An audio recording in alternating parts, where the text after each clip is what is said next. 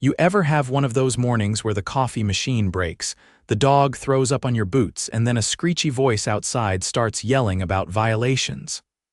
Yeah, that was my Tuesday. I was elbow deep in a junked-out Ford pickup trying to pull the starter when I heard it. "That tractor is a blight on the neighborhood?" I wiped my hands on a rag and turned toward the voice.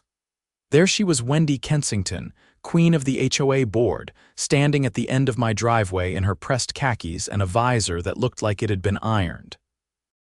She had a clipboard in one hand and an attitude in the other. "Morning, Wendy," I said, already bracing myself. She squinted at me like I was the gum on her shoe. "Brandon, we've had multiple complaints about that. Things sitting in your driveway. It's unsightly.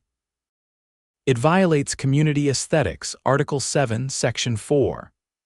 I glanced at the old green Massey Ferguson tractor parked beside the garage. I'd been restoring it between tow jobs. Took a while to track down the parts, but the engine was solid. It wasn't even on the street. My land, my driveway. "It's a tractor, not a meth lab," I said, "and it's not going anywhere until I finish the restoration." Wendy ignored that. "You've got 24 hours to move it or we'll have it towed." That got a laugh out of me. "Oh yeah?" I asked, folding my arms. "And who exactly is gonna tow it?" "I'll have a truck out here tomorrow morning," she snapped. "And if you resist, we'll fine you. Heavily." She turned on her heel and stomped back toward her golf cart like she'd just laid down the law. I watched her drive off, trying not to laugh too hard. "The thing is, there's only one towing company in the entire county. Mine. I'm Brandon Teller. And I've owned Teller Recovery and Hauling for 11 years. If something needs towing in 3 zip codes, I'm the guy who gets the call." Wendy didn't know it, but she just threatened to hire me to tow my own tractor. I figured I'd let this one play out. By dusk, the sun had dipped behind the pines, casting long shadows across the gravel lot behind my garage. I'd spent the better part of the day replacing the fuel lines on the Massey, humming old Johnny Cash tunes while my Shepherd mix, Rusty, lounged in the shade. My gut told me Wendy wouldn't let things cool down on her own. She wasn't the type to quietly back off when challenged. She was the kind who'd double down with a smile and a stack of paperwork. Sure enough, just after 6, my phone buzzed. Unknown number. I let it go to voicemail. A few seconds later, the message popped up. I hit play, leaning against the fender of the tractor. "Mr. Teller, this is Glenn Dandridge with Sentinel Property Enforcement. We've been contracted to remove a vehicle from your property tomorrow morning. Please ensure all obstacles are cleared." I squinted, confused. Sentinel wasn't local. I'd only heard their name once or twice, some regional outfit based 2 counties over. They didn't operate in our area. More importantly, they weren't licensed to tow agricultural equipment. That required a separate permit from the Department of Transportation. Wendy must have dug deep to find someone out of jurisdiction desperate enough to break rules for a paycheck. That was bold. And dumb. I called up my buddy Jake, who worked code enforcement over in county records. He answered on the second ring. "Brandon, what's up? You ever hear of Sentinel Property Enforcement pulling in our area?" Jake snorted. "They're not even registered here. Why?" "Because they just left me a message saying they're towing a vehicle from my land tomorrow." There was a pause.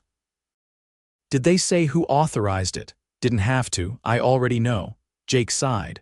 "Want me to run their paperwork, if you don't mind? And check if they've got a special use permit for transporting agricultural equipment." "Got it. Gimme an hour." I hung up and grabbed my camera. I spent the next 45 minutes filming the entire property line, tractor included, with timestamps. I narrated every feature location of the vehicle, distance from the street, and the clear-as-day boundary stakes I'd put in 2 years ago when the HOA tried to claim my side yard as common space. They'd lost that battle too. By the time Jake called back, I had a flash drive full of footage and a folder of documents ready to go. "Brandon," he said, "you're gonna love this. Sentinel's operating under an expired Class B permit. Their agricultural endorsement lapsed 4 months ago. And they've never registered with our county. They're not even supposed to be offering services here. Any priors?" 2 complaints in the last year for trespassing. Both settled out of court. You want the contact info for the property owners? Email it over. I hung up and opened my laptop. 10 minutes later, I typed out a formal cease and desist letter, citing every legal clause I could find. I copied in the sheriff's department, the county licensing board, and our local news station's tip line. Then I printed a copy and duct-taped it to the side of the tractor. The next morning, I was already outside when the flatbed rolled in. It was just after 7. A white Ford with magnetic decals pulled up, towing a rust-streaked carrier rig. 2 guys in off-brand tactical vests stepped out, one chewing a toothpick, the other filming with his phone. They looked around like they expected a fight. "You Brandon Teller?" the first one asked, eyeing the tractor. "Yup, we've got authorization to remove this vehicle." "You can step aside, sir." "You got paperwork?" He handed over a printed order that had all the hallmarks of Wendy's handiwork generic wording, no legal citations, and a signature that looked like it came from a free PDF editor. "You know this isn't valid, right?" I asked. "It's a private enforcement action. Your HOA has the right." "No, they don't. Not on privately deeded property outside common maintained zones. And since you're on my land, with an expired tow permit, I'd suggest you back that rig up before you catch a trespassing charge." The second guy lowered his phone and muttered something to his partner. They exchanged looks. I held up a printed copy of the cease and desist, along with a laminated copy of the land survey with my property lines highlighted in red. Then I pointed to the sheriff's cruiser pulling up behind them.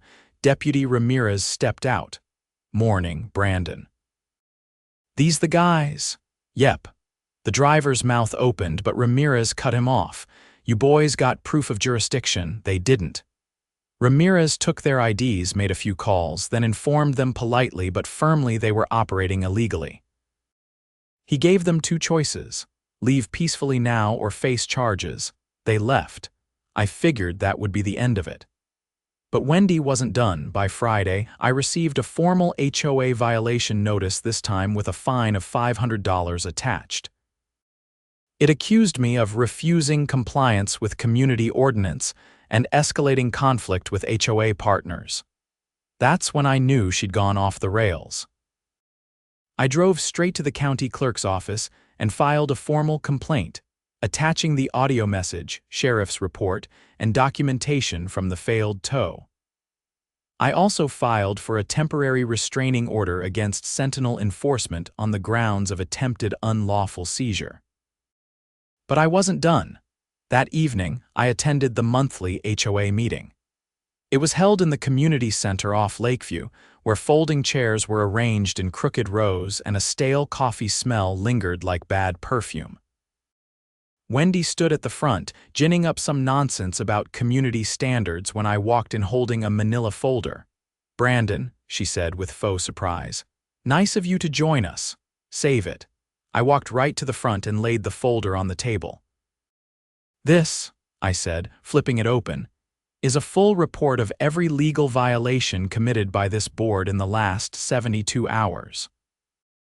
Including an attempted illegal seizure of private property, contracting with an unlicensed operator, and issuing an unauthorized fine." A few people in the audience murmured. Wendy tried to speak, but I raised my hand. Also included is a signed affidavit from Deputy Ramirez confirming the tow was halted due to lack of jurisdiction, and copies of Sentinel's expired license.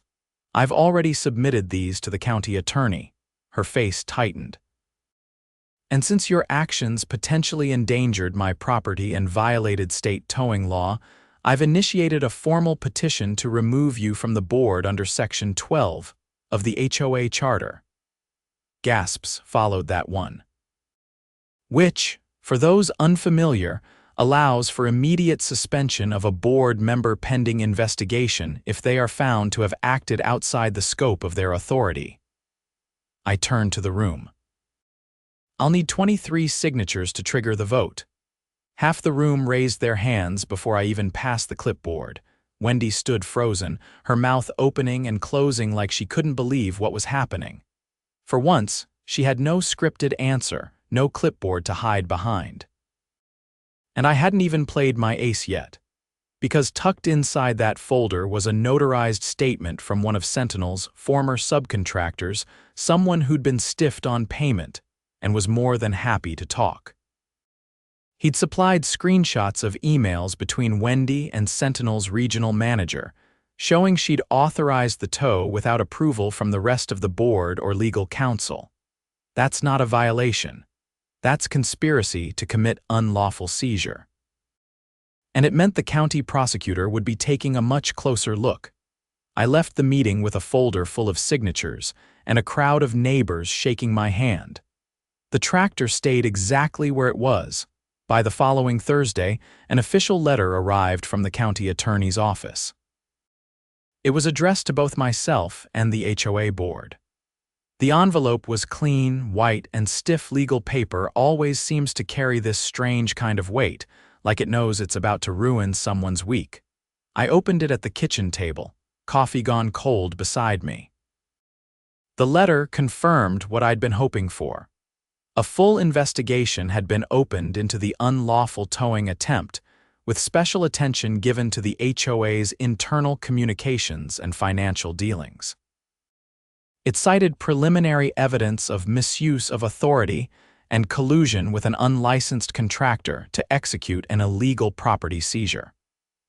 Wendy was officially under review. I folded the letter, slid it into a clear sleeve, and filed it in the binder I'd started keeping just for her.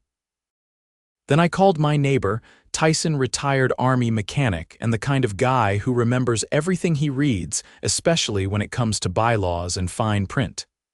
"Wendy's in trouble," I said. "About damn time," Tyson replied. "You want to come by later?" I found something in last year's HOA budget that doesn't add up.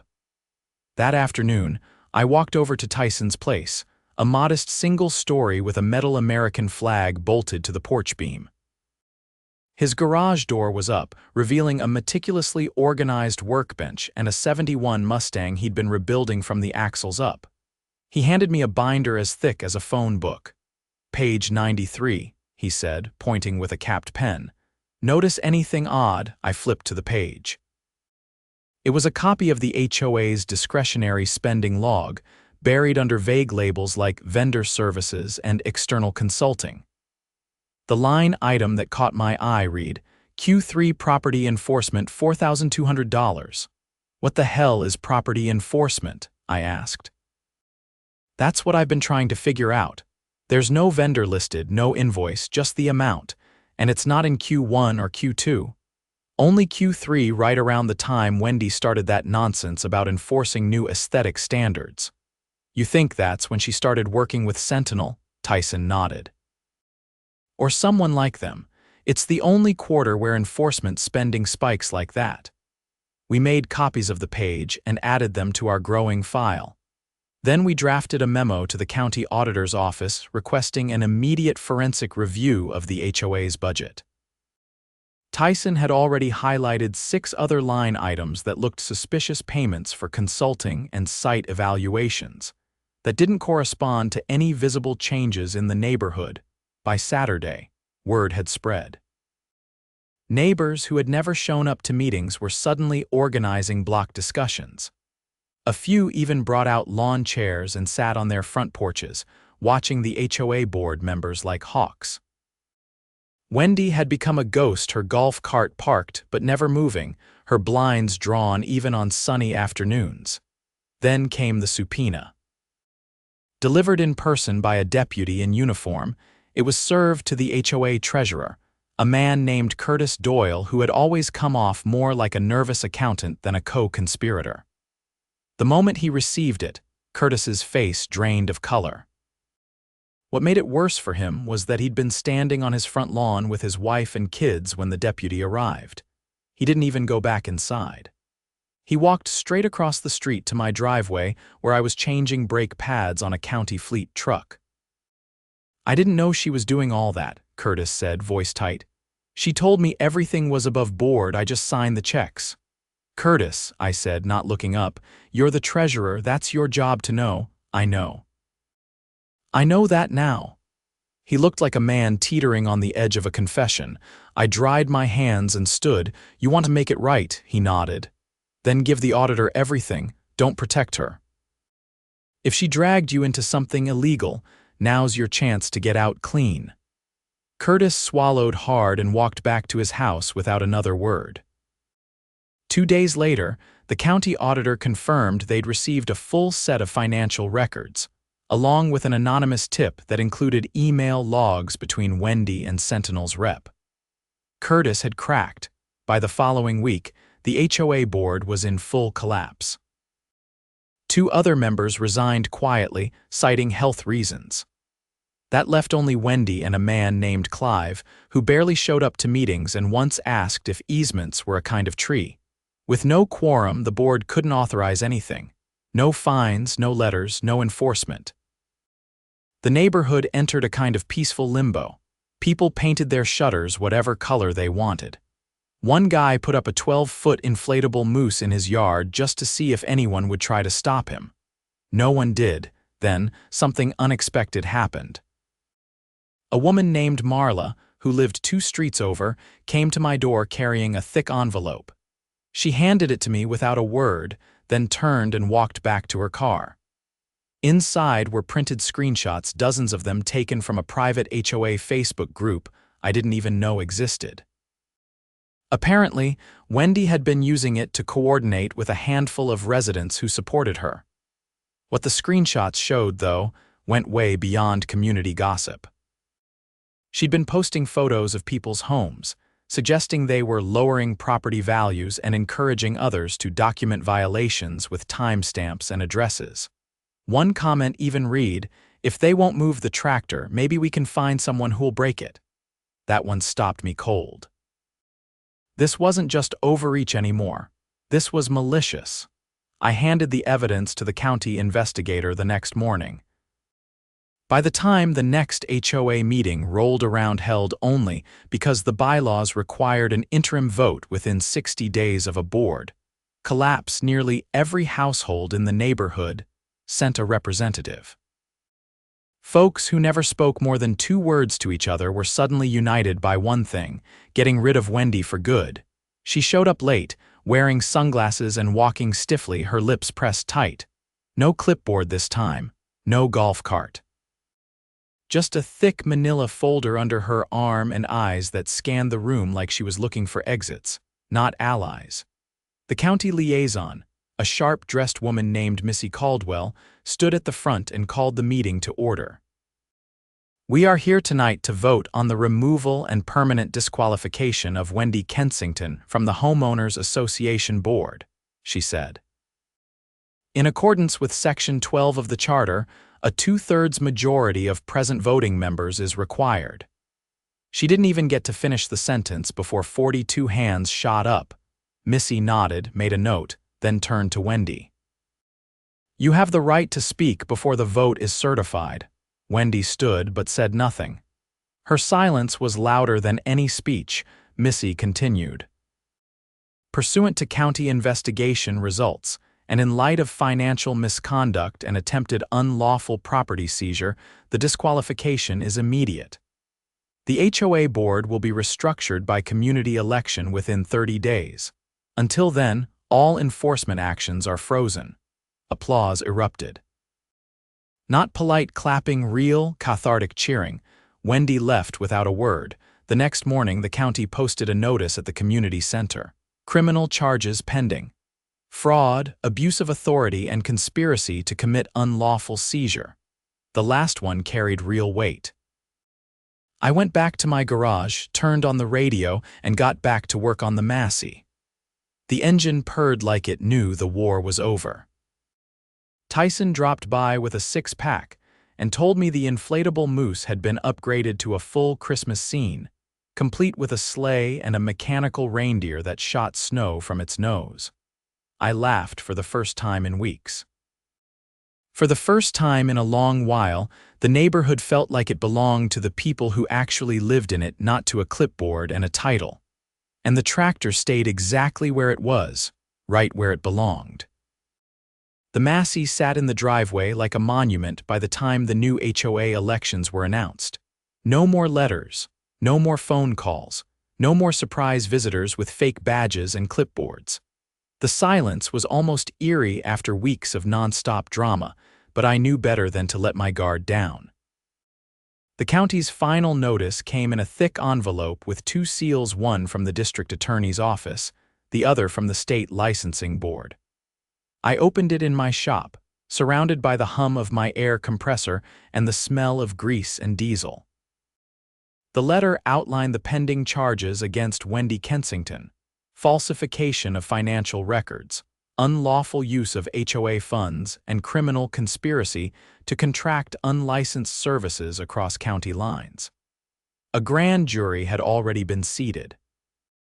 But the real kicker was tucked in the back, an addendum from the state attorney general's office. Apparently, Sentinel Property Enforcement wasn't just unlicensed. They were part of an unregistered shell company set up with a fake address and a disconnected phone number.